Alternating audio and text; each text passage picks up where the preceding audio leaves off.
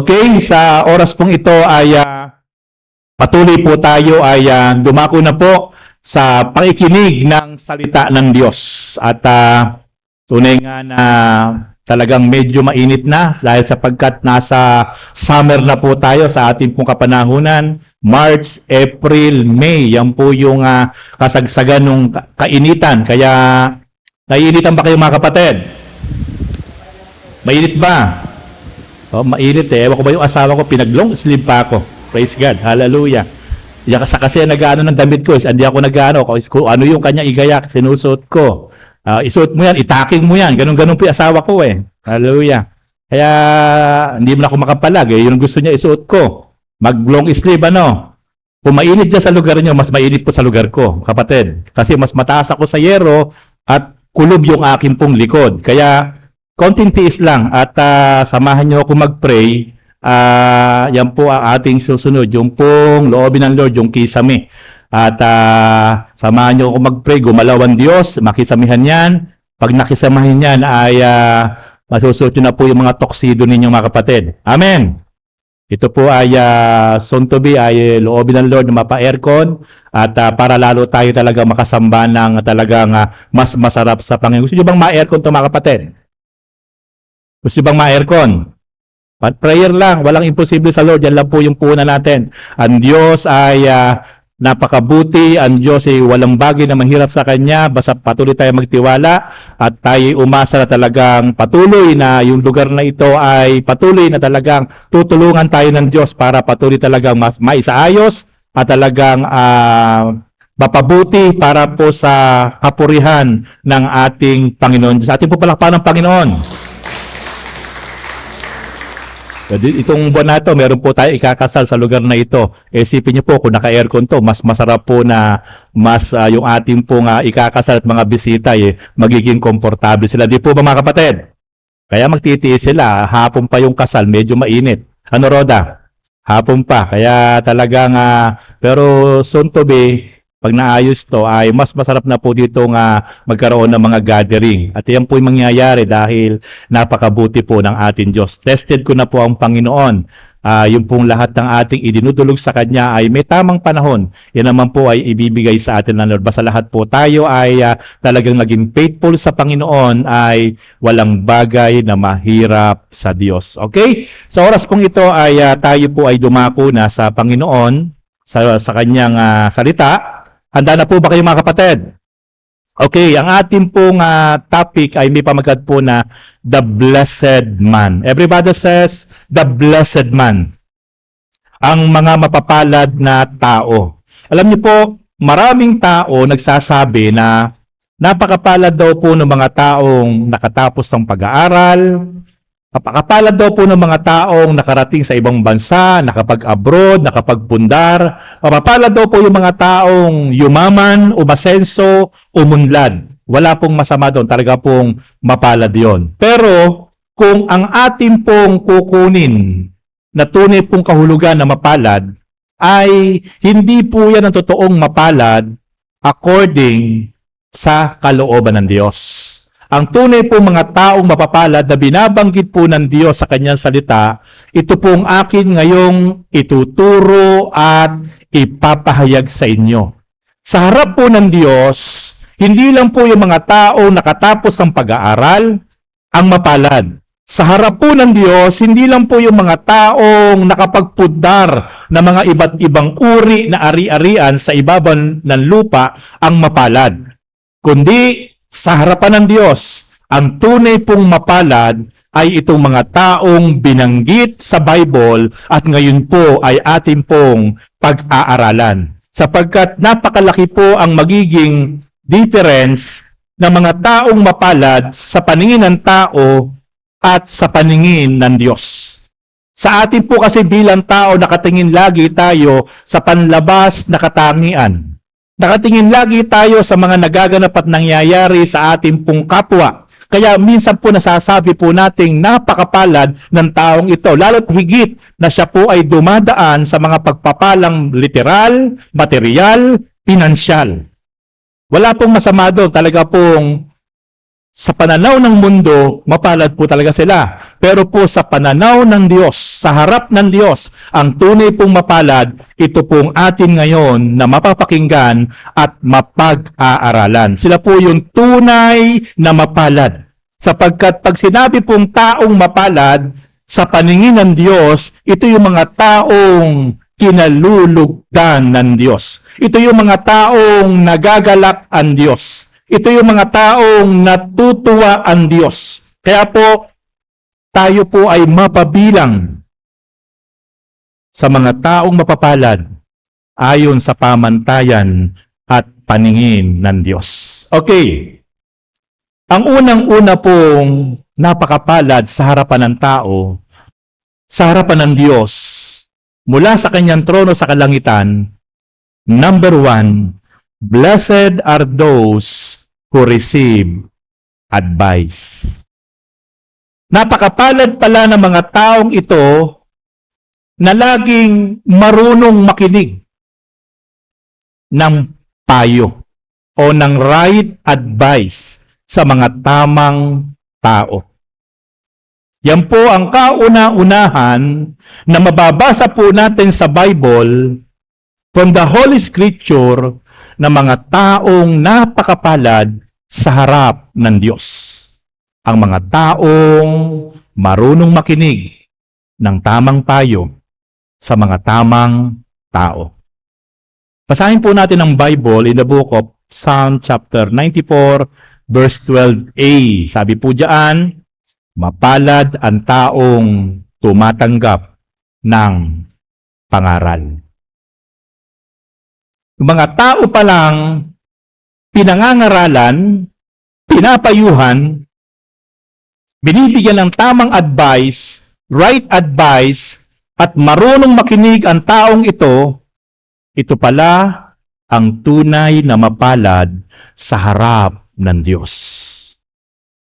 Kaya mga kapatid, kapag meron pong mga tao na tayo pinapayuhan, meron pong mga tao na tayo ay pinapangaralan, matuwa po tayo. Kasi bibihira po mga kapatid, ang mga taong tayo ay tuturuan, pangangaralan, isusuheto, itutuwid. Bibihira po yun sa buhay natin. Napakapalad po natin kapag meron po mga tao na tayo po ay pinangangaralan. Tayo po ay kinagagalitan. Kasi po, hindi po para sa kanya yon. Para po sa atin yon. The moment po iti pinakinggan po natin, sinunod po natin, bagamat minsan nasasaktan tayo dahil isinusuheto tayo, tinutuwid tayo, pinapayuhan tayo ng tama natin dapat gawin, dapat magpasalamat tayo sapagkat merong tao na tunay na nagmamalasakit para sa ating ikatututo. Tignan niyo po, sa Proverbs chapter 16 verse 20, sa papong verse, ang marunong makinig ng payo ay mananagana. The secret of prosperous life ay ang mga taong marunong makinig ng tamang payo. Kaya malayo po ang nararating. Nagpa-prosper ang tao na marunong makinig ng tamang payo. Hindi na o-open. Hindi nagagalit. Hindi balat sibuyas. Kapag siya'y tinuturuan, kapag siya'y isinusuheto, kapag siya'y pinapayuhan, kasi sabi po ng Diyos sa kanyang salita, ang marunong makinig ng payo ay mananagana. Ito po natin yung napakalaking benefits ng isang taong marunong makinig ng tamang payo. Alam niyo po yung mga taong malayo po narating sa buhay. Yung mga taong ngayon na talagang umunlad ang buhay, sumagana ang buhay, yan po yung mga taong natutong makinig sa mga tao na ahead sa kanila na madami ng pinagdaanan sa buhay, makaranasan na, at sila'y pinayuhan, sila'y tunay na sumunod sa mga payo. Kaya sila ngayon ay maganda, stable, at pinagpala ang buhay. Sapagkat sabi ng Diyos sa kanyang salita, ang marunong makinig ng payo ay mananagana. Kalabitin niyo po yung inyong katabi. Sige po, kausapin niyo po, kapatid. Sabi niyo po, kapatid, kaya ikaw, pag pinapayuhan, huwag kang balat sibuyas. Sa panahon po kasi natin ngayon, in our generation, maraming kabataan o kahit hindi kabataan, pag tinuruan mo, pag pinayuhan mo, sumasama pa loob. Negative po ang dating sa kanya pag tinuruan mo siya ng tama. Tinan niyo po sinasabi po ng Diyos sa kanyang salita, ang marunong makinig ng payo ay mananagana. Gusto niyo po bang managana ang inyong buhay? Matuto po tayo makinig sa mga tamang tao kapag tayo'y pinapayuhan. Huwag po tayong magagalit. Huwag po tayong magtatampo. Huwag po tayong maghihinanakit. Bagkus, pasalamatan natin ng Diyos, merong mga tao na nagtutuwid, nagtuturo sa atin. Pinapayuhan tayo kung ano ang tama. Ako po bilang inyong pastor ay, meron po ako mga kaibigang pastor na kapag kailangan ko na po ng advice at payo, sila po yung kinakausap ko. At kahit po ako'y pastor, pag nakipakinggan ko pong tama yung sinasabi ng aking mga kapwa pastor, at ako ay tinuturuan, ako po ay sumusunod sa kanilang payo. Kasi kailangan po natin yon. Kailangan po natin ng mga tamang advice, mga advisor sa ating pong buhay. Pansinin niyo po ang marami po mga leader ng bawat bansa, hindi po pwedeng wala silang advisor sa paligid. Actually po, marami mga leader ng mga bawat bansa na makapangyarihan. Ang dami po nilang advisor kasi po, para maturuan sila kung ano ang tama at mali na nakikita po sa kanila, lalo po yung mga major decision. Dapat po may tamang advisor. Yung mga leader, yung mga pinuno ng ating bansa. Naniniwala po ba mga kapatid? Kamukha po nung latest ngayon nangyari po sa ating bansa. Alam niyo po ba kung isa po ko sa advisor ng ating pong Pangulo? Makinig po kayo. Ang i-advise ko po sa ating Pangulo, ito yung tamang pagkakataon maghilom yung nangyayaring sigalutan sa pagitan po ng Vice Presidente at ng Presidente. May kapangyarihan po ang ating Pangulo na i-revoke. Huwag pong hulihin ang ating Pangulo ng ICC. Siya lang po ang merong power and authority na baliwalain po ang International Criminal Court para dakpin ang ating Pangulo. Kung iniutos yun ng ating Pangulo na itigil ang paghuli at pagdakip sa ating dating Presidente, maghihilom yung sigalutan. Yun po ang tamang pagkakataon na nadidivide po yung ating bansa na dati po ang isinisigaw ay unity. Pero nagkaroon po ng problema dahil po sa mga maling tao na nakapaligid sa ating Pangulo. Niniwala po kayo mga kapatid? Meron po mga maling tao na nakapaligid sa ating Pangulo na maaaring pinakikinggan niya yung mga advice na ito. Pero kailangan po ng isang leader ng tamang advisor na ang i-advise sa kanya ay para ma-unite, para magkasundo, para magkaroon ng kapayapaan ng ating bansa. At yun ang tamang paraan. Kung hindi niya hinayaan ang ating Pangulo ay dalhin doon sa Europe, sa Netherlands, at siya mismo ang nagpatigil ng pagdakip. Isang utos lang niya kay Torres na itigil yan. Huhupa ang nangyayaring dibisyon sa ating gobyerno, sa ating bansa. Naniniwala kayo mga kapatid? Pero nagkamali siya. Alasang ginawa. Alasang ginawa. Kaya napakahalaga po nung tamang advice o tamang advisor sa ating mga buhay. Napakalaki po ang impact ng isang tamang advisor sa buhay ng bawat isa sa atin. Kaya mga kapatid, sa bawat major decision, sa bawat gagawin nating hakbang sa ating buhay, kapag kayo nag-aalinlangan, kapag kayo nahihirapan, manalangin kayo sa Diyos. Pangalawa, ipag-pray nyo. Humingi kayo, lumapit kayo sa mga tamang tao na sinasamahan ng Diyos para tayo matama yung ating mga gagawin desisyon sa ating buhay. Sake, napakahalaga po ang marunong makinig sa tamang payo. Ano sabi po? At mapalad ang sa Diyos ay naglalagak ng tiwala. Kaya makikita po natin mga kapatid na ito ang mga taong tunay na mapalad. Yung mga taong marunong makinig ng tamang payo. Kapahamakan ang dulot ng ayaw makinig sa tamang payo. Kaya na po, sinabi po ng Diyos sa kanyang salita, mananagana. Mapalad ang mga taong marunong makinig ng tamang payo. Pero kabaliktaran, kapahamakan ang mararanasan ng mga taong hindi marunong makinig ng tamang payo. Yun po sabi ng Bible, sa Kawikaan chapter 15 verse 32. Ano po sabi ng Diyos sa kanyang salita? Ipapahamak ang sarili ng ayaw makinig sa saway. Merong sumasaway. Meron po sa atin nangangaral sa panahon na tayo po ay nalilihis ng landas. Pero ayaw pong makinig natin. Sabi po ng Diyos sa kanyang salita, ipapahamak ang sarili ng ayaw makinig sa saway. Ngunit ang nagpapahalaga sa paalala ay nagdaragdag ng kaalaman. Kaya napakahalaga po talaga mga kapatid.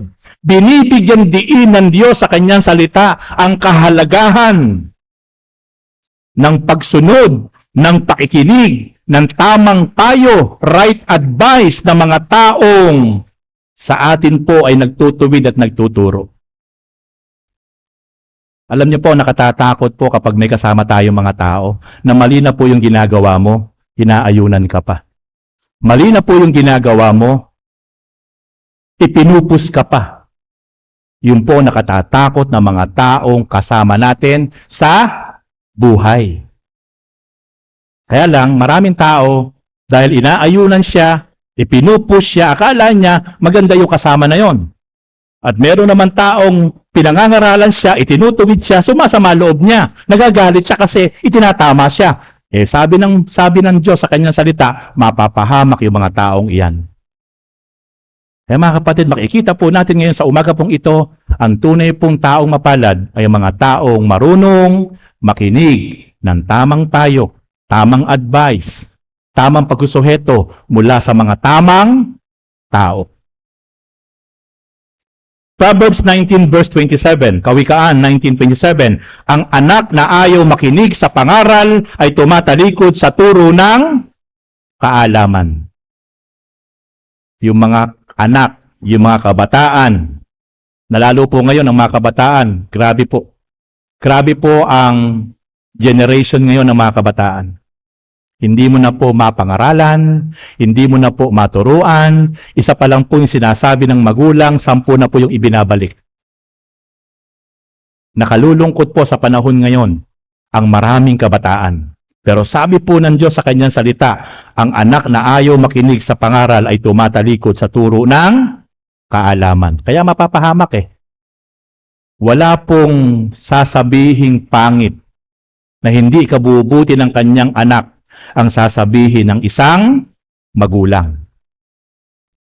Sa atin po mga bilang anak, pasalamatan natin kung hanggang ngayon meron pa tayong mga magulang. Ako po kasi wala na po akong magulang Uli lang lubos na po ako. Kaya wala pong magulang sa akin magpapayo, wala pong magulang sa akin mangangaral. Yun po yung kinasasabihan ko. Na isang araw ako'y kinakausap ng magulang ko, pinangangaralan, tinuturuan, at pinapayuhan. Ala na po ako maririnig na ganon sa akin pong buhay kasi ala na po ako magulang. Uli lang lubos na po ako. Pero kayo po na merong mga magulang, mga kabataan na meron kayong mga magulang, minsan man, nagiging parang sirang plaka ang inyong mga magulang.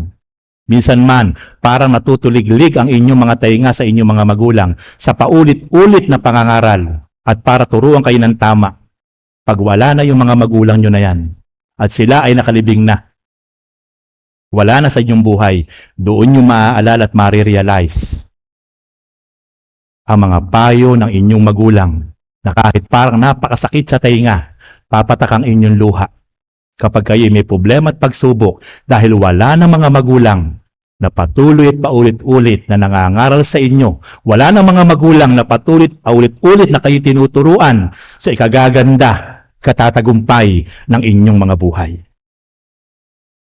Ako yun po ang kinasasabikan ko. Kasi sa mga panahon na parang ako po ay nangangailangan ng kalakasan, nangangailangan ng tamang payo mula sa magulang. Wala po. Wala po akong balikat. Wala po akong mayakap ng mga magulang. Para ako'y palakasin, para ako'y i-inspire, para ako'y i-encourage. Wala na po. Wala akong matakbuhang mga magulang. Napakasarap na merong mga magulang na sa isang yakap, sa isang hakbay, pagkatapos papayuhan ka, pangangaralan ka, sa ikatutuwid ng iyong buhay. Napakasarap. Isang napaagandang pandinig mula sa tenga po yun na merong totoong tao na nagmamahal talaga sa iyo, na hindi ka iiwan kahit ano pa ang iyong naranasan sa buhay. Hindi ka iiwan kahit ano pa ang pagdadaanan mo sa buhay. Hindi ka iiwan kahit ano pa ang nagawa mong pagkakamali sa iyong buhay. Bagkus tatangkapin ka ng buong puso at dalawang kamay at ikay patuloy na papayuhan, pangangaralan upang patuloy kang mapanuto, patuloy kang mapabuti. Iyon po ang napakasarap sa isang tao na merong kang kasama sa buhay, na laging nandyan, na totoong ikaw ay pangangaralan at pagpapayuhan. Mga kapatid, mapalad kayo kapag merong mga tao na kahit nasasaktan tayo, dahil tayo pinapayuhan, itinutuwid. Napakapalad natin. Bakit? Sapagkat merong mga tunay na taong ginagamit ang Diyos sa atin. Kahit tayo masaktan, maupen, pero ang sinasabi niya ay sa ating ikabubuti. I-treasure natin yun. Wag po nating ituring na yung taong iyon ay parang hindi tayo inuunawa. Nagkakamali po tayo.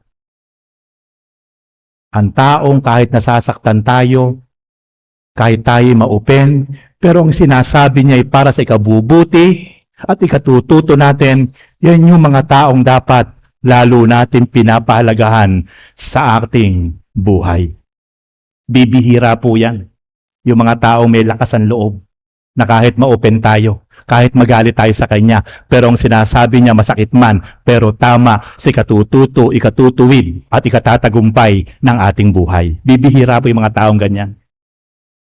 Ako yan po hinahanap ko pong kaibigan sa buhay ko. Hindi yung lagi po akong tinotolerate. Hindi po yung lagi po akong inaayunan kapag may mali akong nagagawa. Mas maganda ako'y itinutuwid niya, itinatama niya. Kasi yun ang tunay na kaibigan na dapat nating pinapahalagahan sa ating mga buhay. Especially po sa inyong mga kabataan, mapalad kayo kapag meron kayong mga magulang na maaga pa lang, tinatalakan na kayo. Maaga pa lang, pinangangaralan na kayo. Bakit? Masakit man pakinggan minsan ang mga pangaral ng ating mga magulang. Pero titiyain ko sa inyo, pag wala na yung mga magulang nyo na yan, patay na yan. At kayo dumadaan sa pagsubok at problema, diyan nyo maaalala na tama pala ang sinasabi ng aking mga magulang nung siya ay nabubuhay pa, na hindi ko pinakinggan, binaliwala ko, nagalit pa ako sa kanya, siya'y binabarumbado ko pa, pero ngayon ko na-realize, tama pala lahat ang sinasabi ng aking mga magulang. Mapalad ang mga taong marunong makinig, marunong sumunod sa tamang payo. Proverbs 29 verse 1. Ang taong ayaw magbago ay hindi maliligtas. Ang hindi makinig ng payo ay ano po mangyayari? Mapapahamak. Kaya napaka-critical, napaka-dangerous ng isang taong napakatigas ang ulo. Isang taong hindi marunong makinig ng tamang payo, tamang advice sa isang taong sinasamahan ng Diyos. Ang taong ayaw magbago ay hindi maliligtas. Kaya nga sinabing ipinanganak na muli. We must be born again. Ipinanganak tayo sa Espiritu. At ang ibig sabihin ng kapanganakan sa Espiritu ay na-renew tayo. Na-renew yung ating isip, na-renew yung ating puso, na-renew yung ating way of living. Nabago tayo. Pero ano sinasabi po ng Bible? Ang taong ayaw magbago ay hindi maliligtas. Para lang po tayong dati na yung buhay natin, kung ano yung gusto natin, ginagawa natin. Kaya nga sabi po ng 2 Corinthians chapter 5 verse 15, na napakaliwanag po sinasabi po doon, na kailangan po ang bawat isa po sa atin na tumanggap at nanalig sa Panginoon ay may bago ng buhay. Wala na yung dati, sapagkat pawang bago na. Yun yung sinasabi ng 2 Corinthians. Talagang dapat na bago tayo. Ang sino mang nakipag-isa kay Kristo ay wala na yung dating pagkatao, wala na yung dating ugali, wala na yung dating gawi, wala na yung dating mga ginagawa, sapagkat siya'y pawang bago na. Napakaliwanag po ang sinabi po ng Proverbs chapter 29 verse 1, ang taong ayaw magbago ay hindi maliligtas, at ang hindi makinig ng payo ay mapapahamak. Sino po yung mga taong nasa lusak po ng kasalanan? Sino po yung mga taong nagtatampisaw sa kasalanan? Ito po yung mga taong matigas ang ulo. Ito po yung mga taong ayaw makinig ng payo. Napakaliwanag po ang binabanggit ng salita ng Diyos. Hindi po makakaranas ng kaligtasan para sa kanyang kaluluwa ang taong hindi po nabago ang kanyang buhay, hindi nabago ang kanyang puso, hindi nabago ang kanyang isipan. Patuloy po nagpapatuloy sa kasalanan. Maliwanag po ang binanggit niya ng Diyos sa kanyang salita. Ang taong ayaw magbago ay hindi maliligtas. Ang hindi makinig ng payo ay mapapahamak. Pero ang taong marunong makinig ng payo, ang taong marunong sumunod sa tamang payo, ang taong marunong patuloy na sumusunod sa kalooban ng Diyos, ito yung mga taong kinalulugdan ng Diyos. Kaya mga kapatid, kung nais nating tayo kalugdan ng Diyos, magpasimula po tayong patuloy na matuto, na sumunod at makinig sa mga tamang tao na tayo po ay pinapayuhan. Tayo po'y binibigyan po ng advice. I-treasure natin sila, pahalagahan natin sila, sapagkat napakapalad natin, may mga taong tunay na nagmamahal at nagmamalasakit sa atin. Amen. Alam niyo po ba kung bakit mayroong mga kabataan dito na nawala? Dahil po pinayuhan po natin ang tama. Pero dahil hindi sumunod, ginawa po nila, sinunod po nila yung gusto nila. Alin lang po sa dalawa? Pag pinayuhan ka ng tamang payo, sumunod ka o hindi ka sumunod. Kaya mga kapatid, patuloy po nating sundin ang mga magulang natin, ang mga mahal natin sa buhay, ang mga kaibigan natin na tayo itinutuwid, isinusuheto, huwag tayong mauupen, huwag tayong magagalit, huwag tayong magtatanim ng sama ng loob, bagkus pasalamatan natin ang Diyos sapagkat merong mga taong tunay na nagpapahalaga at nagmamalasakit sa atin. Ang inyong pastor, kapag nakikita niyong parang may mali, kausapin niyo ako. Puntahan niyo ako dito, pastor, may napapansin ako sa iyo. Parang mali ata yung ginagawa mo. I-open niyo po sa akin. Hindi po ako ma-open. Kapag naintindihan ko po, tama yung sinasabi niyo para sa inyong pastor, ako'y magpapasalamat sapagkat hindi ko namamalayan, mali na nga pala ginagawa ko. Di ba napakasarap nun?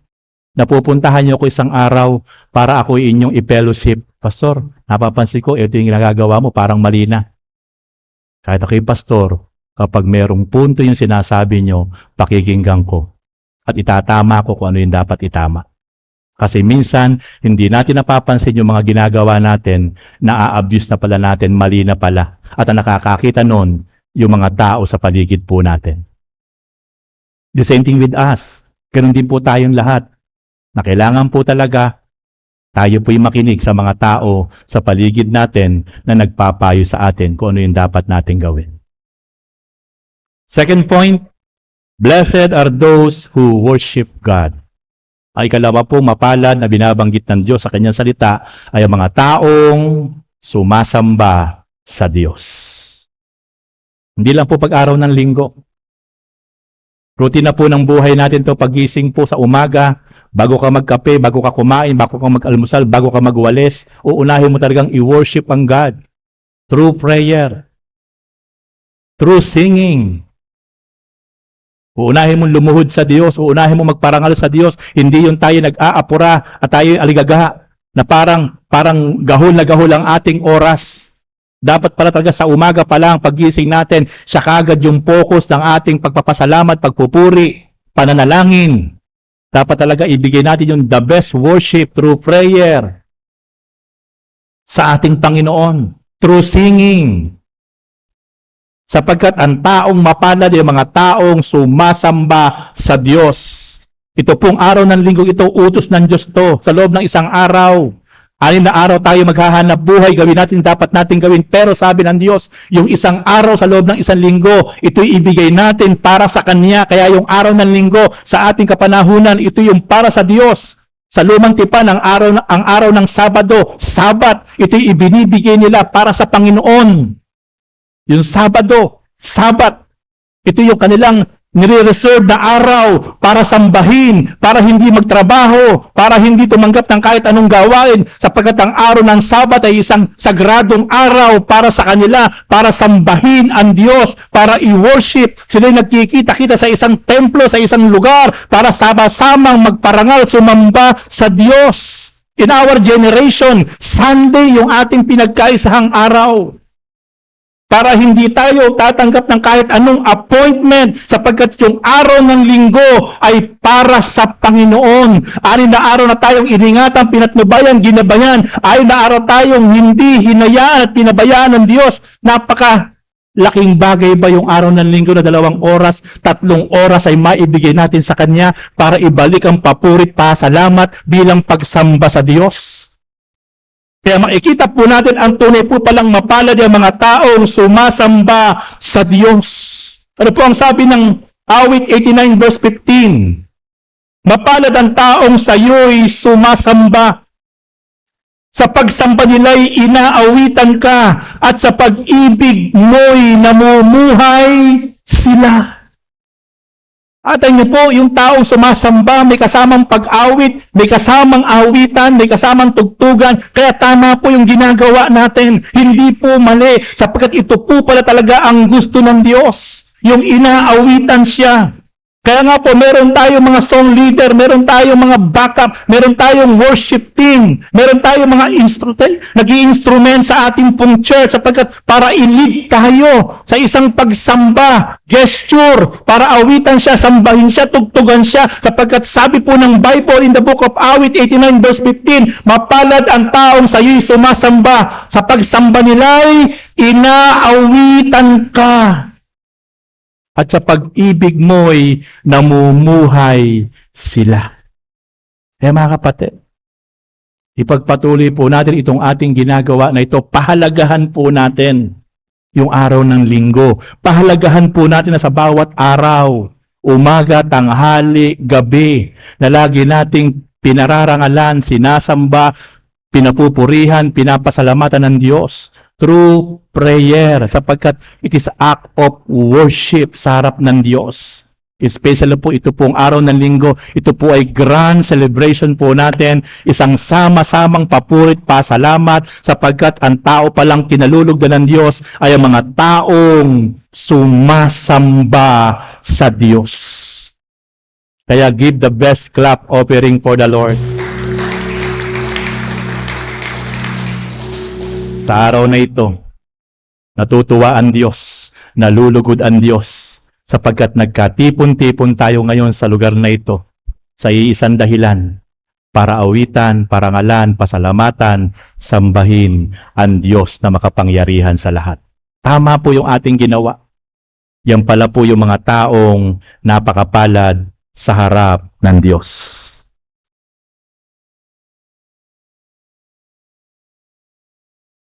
Number 3, blessed are those who lives are righteous. Mapalad ang mga taong nabubuhay ng malinis, matuwid sa harap ng Diyos.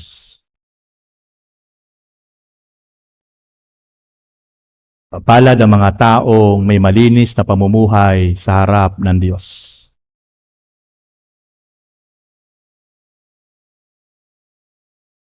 Awit 119 verse 1 to 2. Mapalad ang mga taong malinis ang pamumuhay.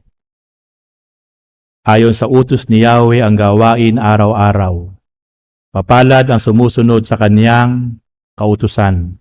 Buong puso ang pagsunod sa utos na ibinigay. Mapalad ang mga taong malinis ang pamumuhay. Ang ikatlong napakapalad na tao sa harapan ng Diyos ay ang mga taong malinis ang pamumuhay. Hindi po namumuhay sa karumihan, sa kasalanan, kundi namumuhay sa katuwiran at sa kalinisan. Sila po yung napakapalad na tao sa paningin at harap ng Diyos. Kaya kalulugdan sila kapag ang mga taong ito'y patuloy na namumuhay sa malinis at matuwid na pamumuhay.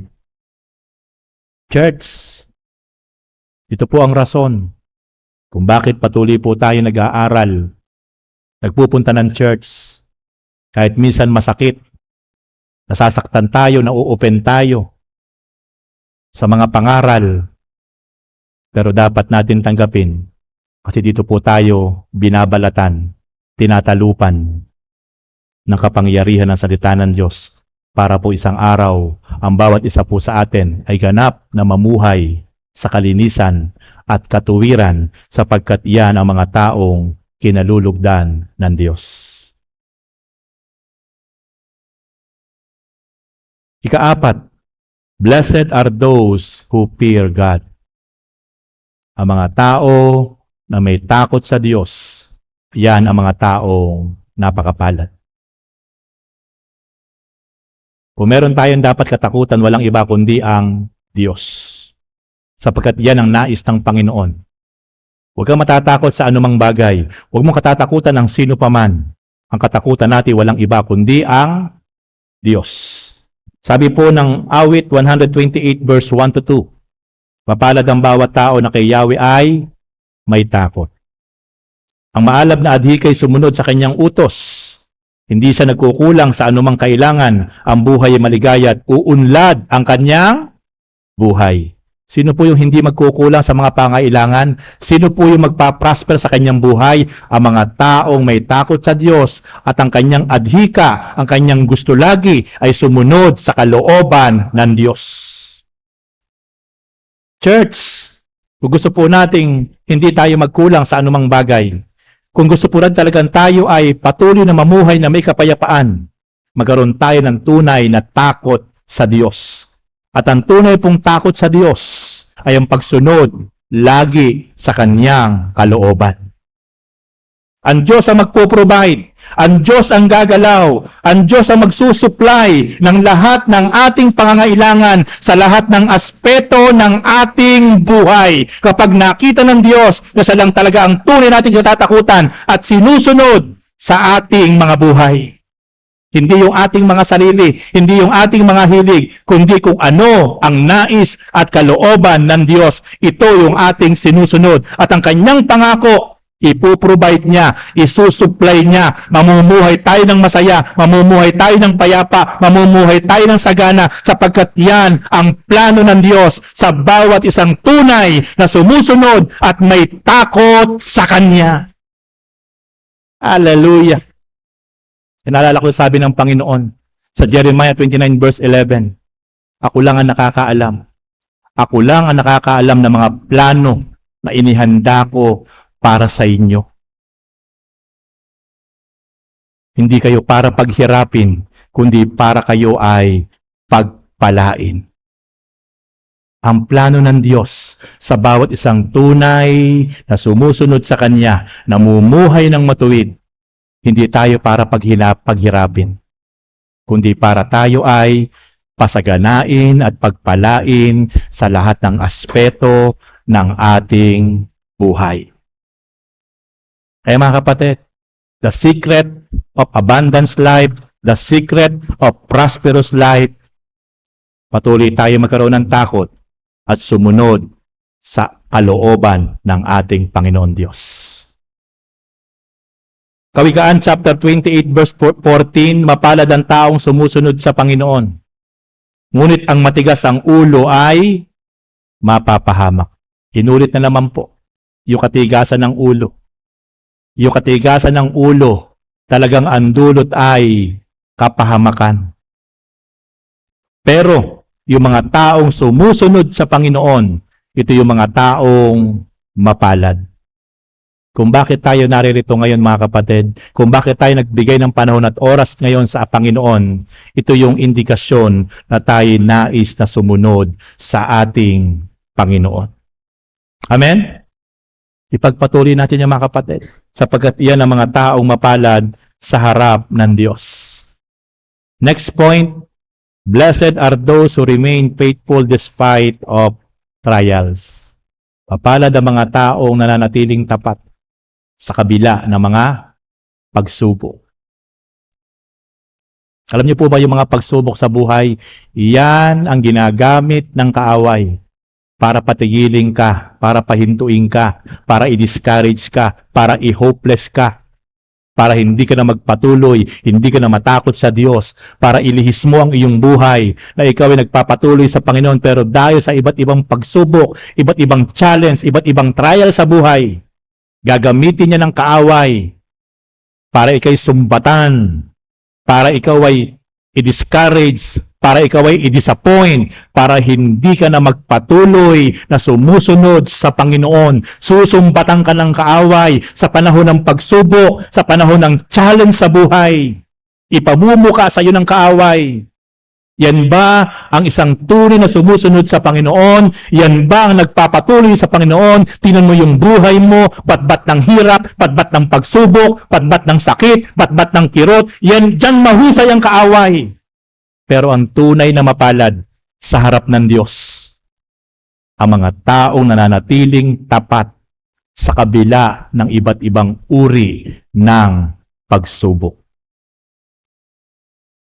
Kahit may problema ka, pero hindi mo isasantabi ang patuloy na sumunod sa Panginoon.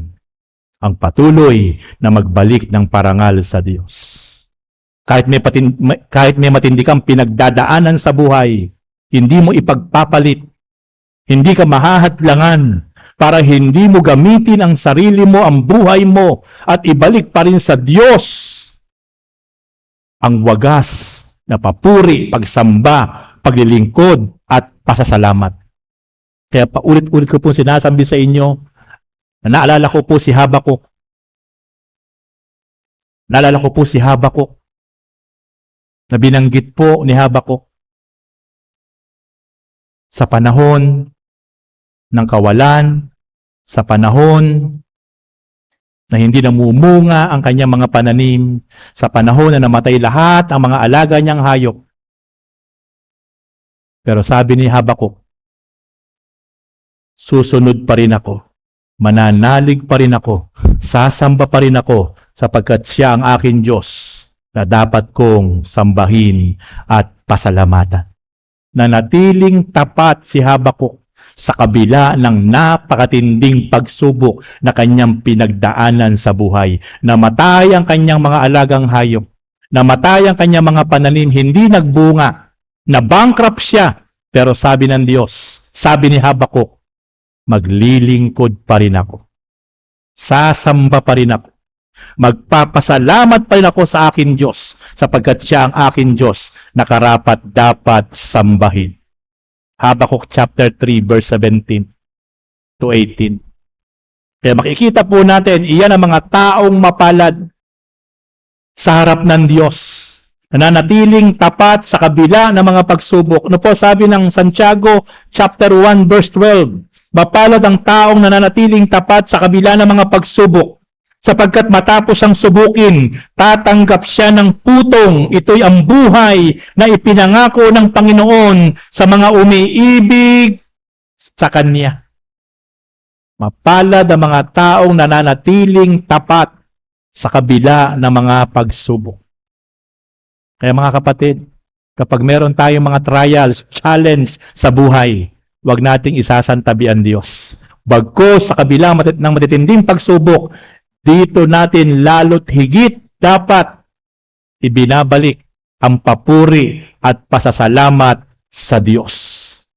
But I sad to say, sa panahon ng kasaganaan, maraming tao, even maraming Kristiyano, sa panahon ng pinagpapala, dito nawawala ang maraming Kristiyano sa ating Panginoon. Pero nung may pagsubok, napakaapoy, napakainit, nag-uumiyak, napakatindi ang apoy at init sa pagsunod sa Panginoon. Pero nung nawala yung pagsubok, pinagpala, ibiniles ng Diyos, nawala ang kanyang apoy at init sa Panginoon. Ito po ang nakalulungkot mga kapatid. Sa panahon ng pagpapala, nakalimutan ang Diyos. Pero maraming lingkod ng Diyos sa panahon ng matitinding tagumpay sa buhay, sa panahon ng sobrang kasaganaan ng pagpapala ng Diyos, lalo nilang itinetreasure ang kabutihan at kabanalan, katapatan ng Diyos sa alang mga buhay. Yan sila Abraham, Jacob, David, Isaac. Sa sobrang mga pagpapalang tinamasa nila, pero lalo't higit silang patuloy na nagpupuri, sumasamba, naglilingkod, namumuhay ng tapat sa pagsunod sa kalooban ng Diyos. Kaya, napakahalaga po na kahit ano po yung ating sitwasyon sa buhay, kahit ano po yung ating pinagdadaanan sa buhay, napakahalaga po na patuloy tayo manatiling tapat na sumusunod sa ating Panginoon. And then, next point, blessed are those who are insulted for Christ's sake. Mapalad ang mga taong iniinsulto, nilalait dahil sa Panginoon. Pinagtatawanan, kinukutya dahil sa Panginoon.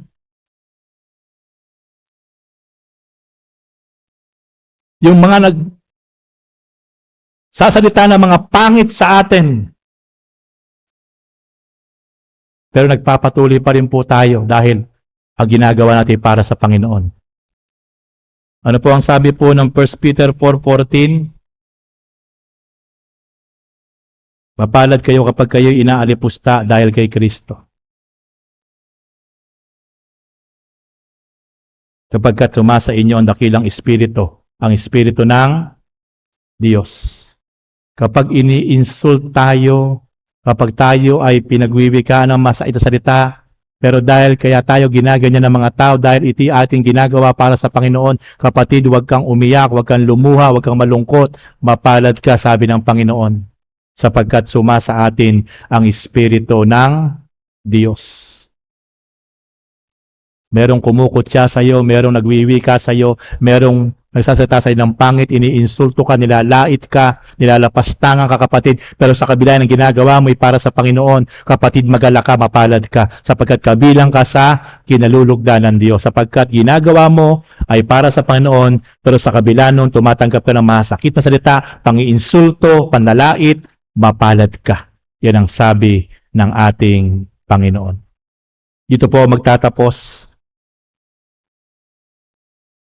na sinabi po ng ating Panginoong Hesus patungkol pa rin po sa mga taong mapalad. In the book of Matthew chapter 3 verse 12,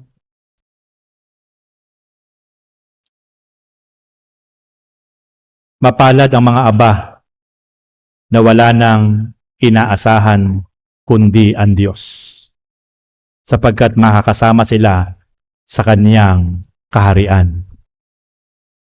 Dito po, ang nagsasalita po dito, walang iba kundi ang ating Panginoon Kristo. Ang isa po sa napakapalad na tao, yung mga taong Aba, mahihirap, walang-wala, poorest of the poor. Pero yung mga taong ito, walang ibang inaasahan, kundi ang Diyos. Merong tunay na relasyon at pananampalataya.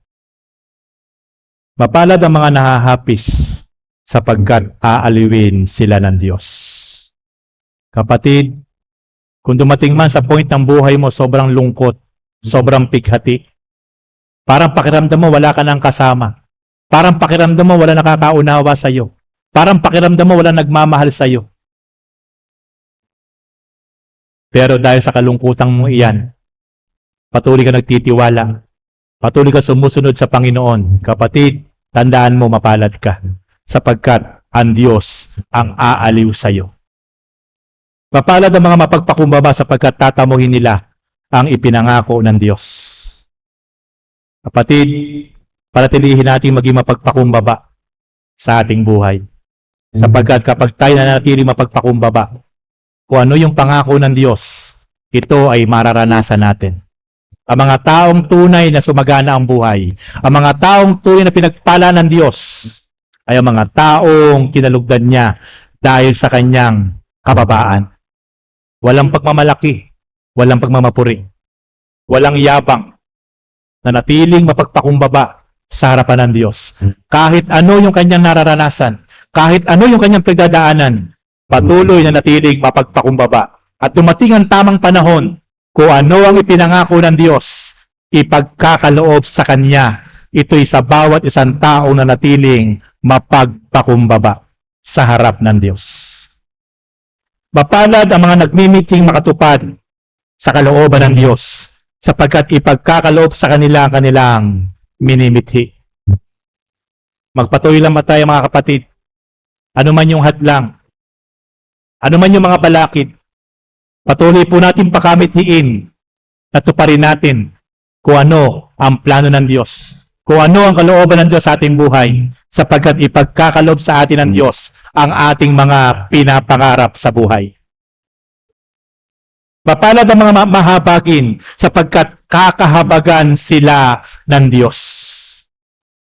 Yung mga taong mahabagin, yung mga taong may puso na maawain, ito yung mga taong patuloy na kinakahabagan ng Diyos. Mapalad ang mga may malinis na puso sapagkat makikita nila ang Diyos. Mapalad ang mga gumagawa ng daan sa kapagkakasundo sapagkat sila ituturing ng Diyos sa mga anak niya. Kapatid, patuloy tayo maging instrumento sa kapagkakasundo ng bawat tao. Hindi dapat tayo maging instrumento ng kaaway na maging daan ng pag-aaway kaguluhan. Dapat tayo maging instrumento ng ikapagkakasundo, reconciliation ng bawat taong hindi nagkakaroon ng magandang relasyon. Mamagitan po tayo sapagkat ang mga taong nagiging daan sa ikapagkakasundo, sabi ng Panginoon, ituturing silang anak ng Diyos. Mapalad ang ipinag-uusig dahil sa kanilang pagsunod sa kalooban ng Diyos sapagkat makakasama sila sa kanyang kaharian. Mapalad ang mga taong pinag-uusig, pinagwiwika ng lahat ng uri ng kasamaan na pawang kasinungalingan. Magdiwang kayo at magalak sapagkat malaki ang inyong gantimpala sa langit. Gayon din ang ginawa ng mga tao sa mga propetang nauna sa inyo. Mga kapatid, ito po yung mga taong tunay na mapalad na kinalulugdan ng Diyos. Church, we hope ang mga katangian pong ito ay sumaatin lahat. Malakaran po natin, maipamuhay po natin, sapagkat para maranasan po natin ang galaw ng Diyos, ang pagpapala ng Diyos, ang matagumpay na buhay, ang pagsama ng Diyos, sapagkat makakabilang tayo sa mga taong mapalad at kinalulugdan ng Diyos.